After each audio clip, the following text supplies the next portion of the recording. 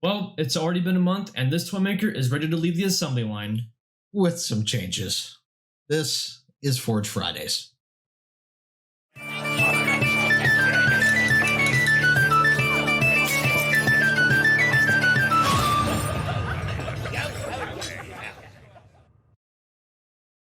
Well, guys, here we are, Forge Friday number 4 of the Toymaker Artificer. This thing is almost done. I can't believe it's been a month. It's almost hard to believe it. I can. I feel like I've given birth. It's been a long and grueling process, and this past week we went through playtesting. Yeah, and I think one thing that I definitely realized from the playtest and the time that we spent in this past month is that it's definitely been a very interesting undertaking to not only tackle a subclass, but one that had to take about 20 new items. Yeah, not to mention the artwork, not to mention getting everything together. Yeah. But we did do our playtesting, our first playtesting. There's more playtesting, of course. Don't worry. But our first playtesting we did, and it was an interesting experience. Very eye-opening, I would say. Yeah, everything that we thought was going to work didn't work, and things that we didn't think would work, and everyone had fun, which is a good sign. And I would say that it was definitely a mostly positive experience. However, we did notice that there are a couple things that we definitely have to fix with this Toymaker before it comes out. And this is going to anyone else that is also building a subclass or basically anything else that is going to be homebrew. You need to play test and you need to get that all written down so you know what you're doing. Like we had a little misunderstanding on the Artificer there for the number of infused items that they could actually use. Yeah. And it forced us to change our 5th level ability. Yeah. It was that amongst a lot of other things that we kind of had to change. But really, initially, I do want to talk about how we kind of got this playtest together, right? So we got a group of 4 players, myself including, to kind of help with the playtest process. Yeah, we kind of went through our procedure. We have a written procedure. In fact, there's a homebrew help video coming out next week on that as well. But it was interesting with it. So we got everyone set up, and we used Foundry. Actually. Yeah, and it was actually admittedly my first time using Foundry, but it was actually a really neat experience. It's definitely not going to be my last time for sure. And I will say that, I've been playing for a couple of years, and we actually play tested with a lot of players that are fairly new. Yeah, in fact, our entire party besides you has only been playing for about 2 months. Yeah. They're my B team. Right. But they're A+. Don't get me wrong. I know you guys watch this video. But no, they're great players. They're friends of mine that have been around for a long time with it. But they are new. The advantage to that was that, they got to test out regular characters that they never got to play.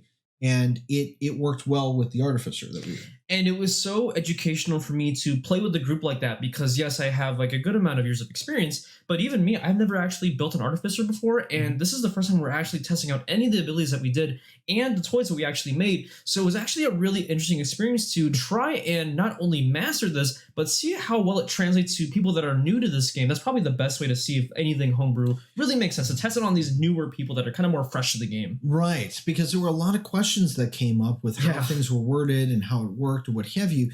And believe it or not, that was super beneficial. I mean, if you play it, okay. So I've play tested things with other like DMs and other people who have been through stuff, and they're great, but DMs tend to be nitpicky. Like oh, well, maybe it should be this way or maybe it should be that way. And you're sitting there going, okay, yeah. But when you play it with newer players, they appreciate what you wrote, and they give you great feedback. Like, it was really awesome to hear what people had to say. It's definitely very constructive. I think it's really nice to have a good mix of players who are experienced and players who are brand new to the game. They really provide a nice kind of point of view because, again, they're kind of trying to learn some things as well. They were playing classes they never played before, but all out of the book. Right, yeah. And that's kind of one of our rules for the playtest stuff, too. Some of the toys that we had we found some were underpowered and some were overpowered. I kind of saw this coming just because, since we're creating 20 new toys, I knew not all of them were going to be perfect. I knew we had a lot of great ideas, and a lot of them are really well themed. And the fact that we really just have to kind of tweak some things here and there are actually not the worst kind of problem to have. Oh, you guys are going to love this. We actually named the toys after D&D well-known figures, right? Yeah, exactly. So instead of it just being, the hobby horse or what have you, it's no longer Hallister's hobby horse. It's Hallwinter's hobby horse. Yeah, that's right. Yep. Because Hallister got a hula hoop. But it is actually a really cool thing. So every toy actually has a name in there. Yeah, and we were kind of trying to slightly design the mechanic around that character and like what the toy would do. And it was really interesting because, when we were testing the toys out, again, we kind of run several different climate scenarios. Mm-hmm. And when I was testing out the Toymaker, I really tried to do whatever I could. Like, I was trying to like all these different toys as much as I could, like within that one round or whatever. And it was really interesting when you actually see, because like we'll always mention on the channel how you can have something written down and it seems like a great idea. Some of the toys, I think a lot of them I would test it out and I'm like, you know what?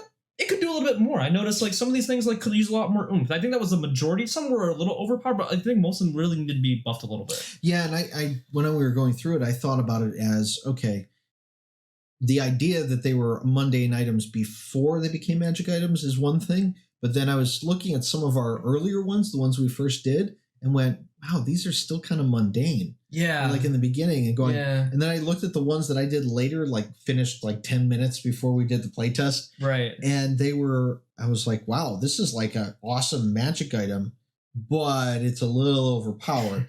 Like the hula hoop is going to switch what its base effect is and what the other effect is. Yeah, and we kind of did that with some of the other items as well. And it kind of goes into this next subject about tiering the magical items, because I think what personally I would like to see is all the magical items are up to par with like a standard magical item, right? That's kind of what I see. But then the imagination effect really is going to push it over the level and really make it special. I think that's something that I really realized during the playtest. Mm-hmm. Like, for example, I was using the blocks, actually. Yeah. The blocks are really cool.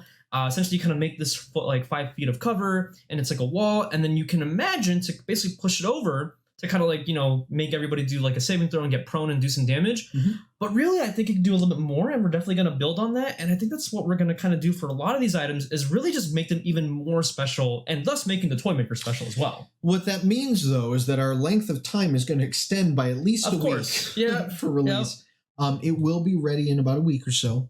So there's a lot of tweaking. Part of the thing of playtesting is really this part of changing the stuff that you did. And we are so like now dead set on that. Yeah, for sure. So basically what we're planning on doing, we're definitely going to be doing more playtesting.